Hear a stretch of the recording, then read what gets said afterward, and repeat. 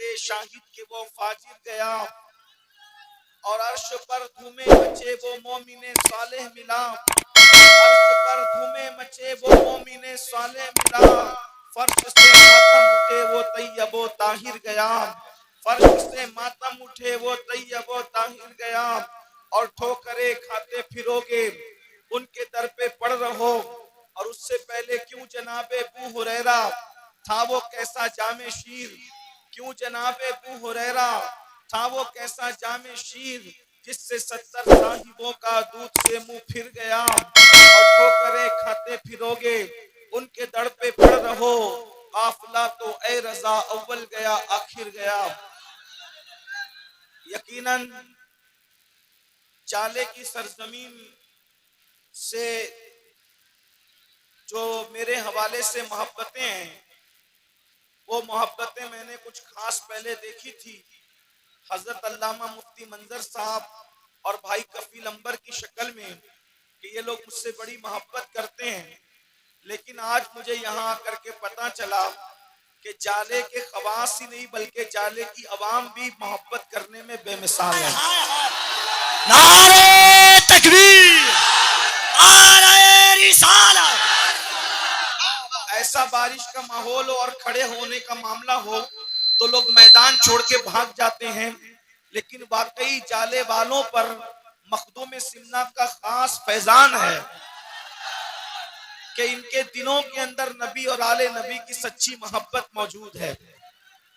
میں بہت دیر تک آپ کو آزمائش میں نہیں رکھوں گا، اس لیے کہ اگر آپ ہم سے محبت کرتے ہیں تو اس کا یہ مطلب نہیں کہ ہم آپ کا امتحان لیں۔ آپ کھڑے ہوئے بھی ہیں، بارش بھی ہو رہی ہے، آپ بھیگ بھی رہے ہیں، اس لیے میں بہت مختصر گفتگو کرنا چاہوں گا، اور اگر آپ کا شوق سلامت رہا میرے ساتھ تو جتنی دیر آپ سننا چاہیں گے پھر میں اتنا سناؤں گا انشاءاللہ۔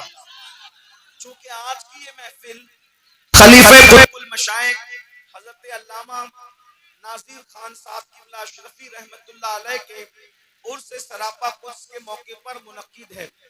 ایک حیرت کی بات یہ ہے، اگر آپ سننا چاہتے ہیں تو تھوڑا سا پیغام سن لیں۔ میں مشکور ہوں اپنے علماء کا، شعراء کا، کہ جنہوں نے اپنا وقت مجھے سونپا، بالخصوص حضرت علامہ سید افضلی صاحب، انہوں نے بھی کرم فرمائی کی، لیکن میں بھی اپنے وقت سے کچھ مختصری کرنا چاہوں گا۔ اگر آپ سننا چاہتے ہیں تو ایک بات میں آپ کو عرض کروں، دنیا کا کوئی مذہب ہو اور دنیا کا کوئی مسلک ہو، کسی کے سینے میں اتنا بڑا دل نہیں ہے کہ وہ موت پر خوشی مناتا ہو۔ دنیا کا ہر مذہب موت پر غم کرتا ہے، دنیا کا ہر مسلک موت پر غم کرتا ہے۔ یہ تنہا سنی ہے کہ جو موت پر خوشی مناتے ہیں، اور خوشی بھی کس نام سے مناتے ہیں؟ عرس کے نام سے مناتے ہیں۔ عرس کا مطلب ہی ہوتا ہے دولہا اور دلہن کے، عرس کا مطلب مجازن خوشی کے ہوتا ہے۔ اندازہ فرمائیں بھائیوں، کسی کا باپ مر جائے تو وہ مرن دن مناتا ہے، کسی کا مولوی مر جائے تو وہ موت کا دن مناتا ہے، لیکن تنہا سنی ہے پوری کائنات کے اندر جو موت کے دن بھی عرس مناتا ہے، جشن مناتا ہے۔ آخر وجہ کیا ہے؟ اس کی وجہ سنیوں کا یقین ہے، یقین وجہ یہ ہے کہ کس کا مرنے کے بعد کہا جاتا ہے یہ ان کو پتا ہے، لیکن سنیوں کو پتا ہے کہ جب ہمارے مقبول بندے دنیا سے جاتے ہیں تو ان کی خدا سے ملاقات ہوتی ہے اور وہ اللہ سے وصال کرتے ہیں، اس لیے ہم اس دن کو خوشی کے طور پہ مناتے ہیں، اس لیے کہ اللہ اکبر، جب یار کا دیدار ہو تو پھر غم کیسا، آج پھولے نہ سمائیں گے کفن میں آسی، موت کی شب ہے کس گل سے ملاقات کی۔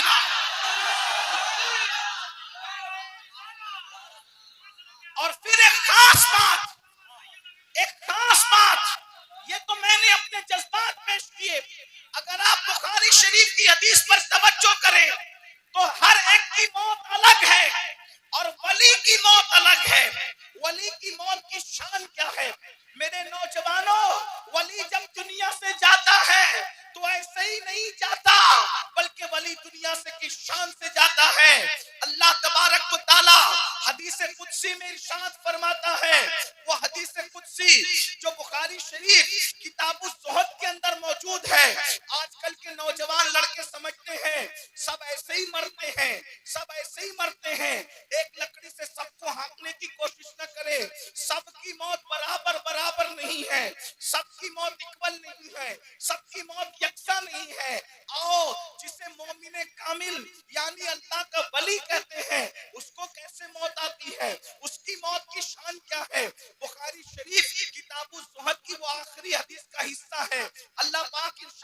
فرماتا ہے, یہ حدیث آپ نے بار بار سنی لیکن آخری ٹکڑا بیان سے رہ جاتا ہے اکثر. وہ حدیث کیا ہے؟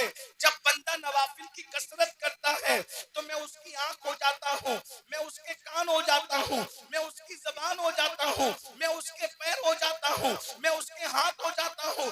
یہ روایت آپ نے بار بار سنی ہوگی. اسی کا آخری حصہ ہے.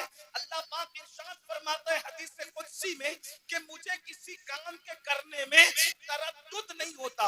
اللہ کیا فرماتا ہے؟ مجھے کسی کام کے کرنے میں تردد نہیں ہوتا. تردد کس کو کہتے ہیں؟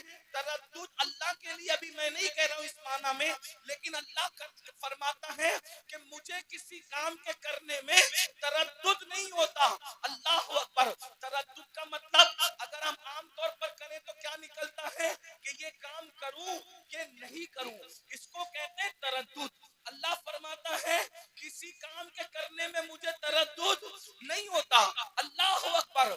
وہ پیدا کرنے والی ماں ابھی بچے کو پیدا کرتی ہے اور وہ ماں کی روح نکال لیتا ہے, اس کو تردد نہیں ہوتا. وہ پہلے ہی دن ایک ہچکی میں بچے کی روح کو نکال کے مار ڈالتا ہے, ماں کی گود کو خالی کر دیتا ہے, اس کو تردد نہیں ہوتا. وہ گرمی لاتا ہے, اس کو تردد نہیں ہوتا. وہ برسات لاتا ہے, اس کو تردد نہیں ہوتا. وہ روزانہ سورج نکالتا ہے مشرق سے, مغرب میں غروب کر دیتا ہے, اس کو تردد نہیں ہوتا. اللہ اکبر. کسی بھی کام کے کرنے میں اس کو تردد نہیں ہوتا. لیکن اللہ ارشاد فرماتا ہے, کیا فرماتا ہے؟ غور سے سنو. اللہ فرماتا ہے جب میں اپنے ولی کی موت کا فیصلہ کرنے لگتا ہوں تو ترددی مجھے تردد ہوتا ہے. ولی کی موت کا فیصلہ کرتے وقت اللہ فرماتا ہے مجھے کیا ہوتا ہے؟ تردد ہوتا ہے. تردد. اللہ پھر تو کیا کرتا ہے؟ تو حدیث پاک کا مفہوم ہے, اللہ ارشاد فرماتا ہے تو میں اپنے فرشتوں کو اس ولی کے پاس بھیجتا ہوں اور وہ فرشتے اس ولی کے پاس جاتے ہیں اور جانے کے بعد آخرت کی نعمتوں کا ذکر کرتے ہیں, آخرت کی نعمتوں کا تذکرہ کرتے ہیں.